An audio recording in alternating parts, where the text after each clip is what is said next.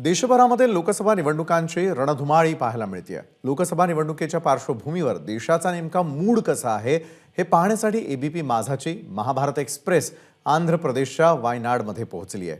पाहूयात।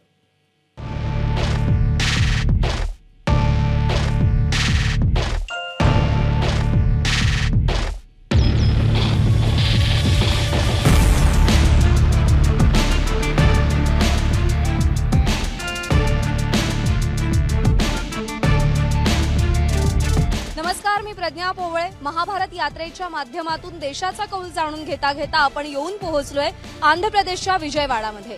महाबळेश्वरमध्ये उगम पावलेल्या कृष्णा नदीच्या तटावर बसलेले हे शहर आणि या मतदारसंघामध्ये, या लोकसभा मतदारसंघामध्ये आपल्याला कौटुंबिक कलह पाहायला मिळतोय। भारतीय राजकारणात कौटुंबिक संघर्ष काही नवा नाहीये।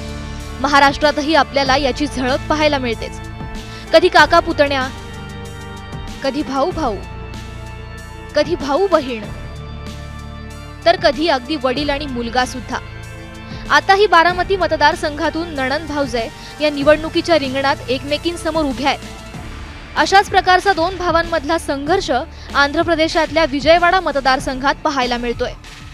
विजयवाडा मतदारसंघ एकेकाळी काँग्रेसचा गड मानला जायचा। तब्बल 9 वेळा काँग्रेसने या मतदारसंघामध्ये विजयश्री खेचून आणली होती आणि त्यानंतर तेलगू देशम पक्षानं 5 वेळा हा मतदारसंघ काबीज केला।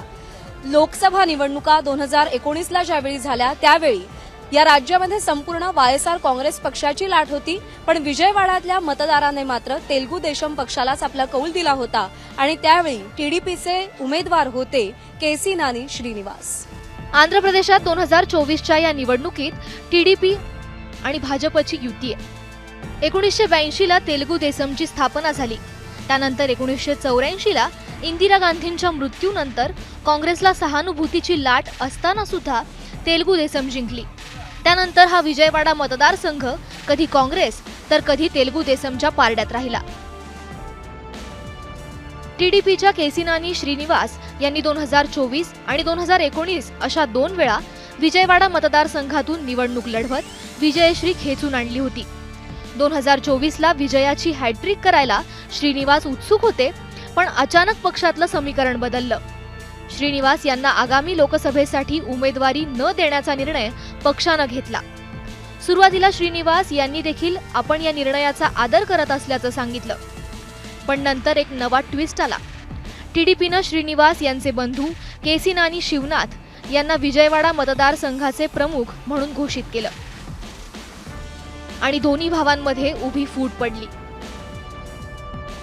केसी नानी श्रीनिवास आता वायएसआर मधून लोकसभेसाठी उभे आहेत। विजयाची माळ कुणाच्या गळ्यात पडते याची मोठी उत्कंठा आहे।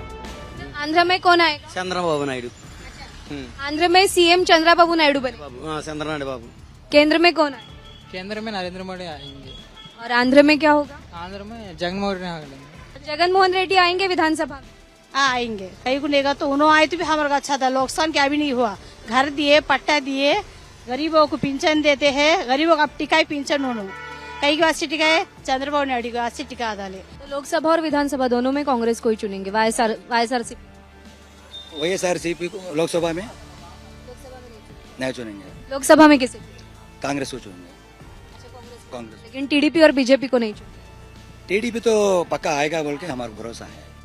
विजयवाडा लोकसभेमध्ये वायएसआरच्या केसी नानी श्रीनिवास यांचा वरचष्मा असला तरी लोकसभा निवडणुकांमध्ये मोदींचा करिश्मा दिसेल यावर जनतेचा ठाम विश्वास आहे।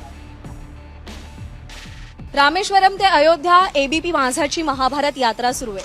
ही दोन्ही ठिकाणं रामायणात अतिशय महत्त्वाची आहेत। रामायणामध्ये आपल्याला 2 भावांमधलं प्रेम पाहायला मिळतं। धाकट्या भावासाठी प्रभू रामचंद्र स्वतःच्या सिंहासनाचा त्याग करून वनवासात जातात, तर दुसरीकडे त्यांच्या पादुकांना साक्षी ठेवून भरत 14 वर्ष राज्य करतो।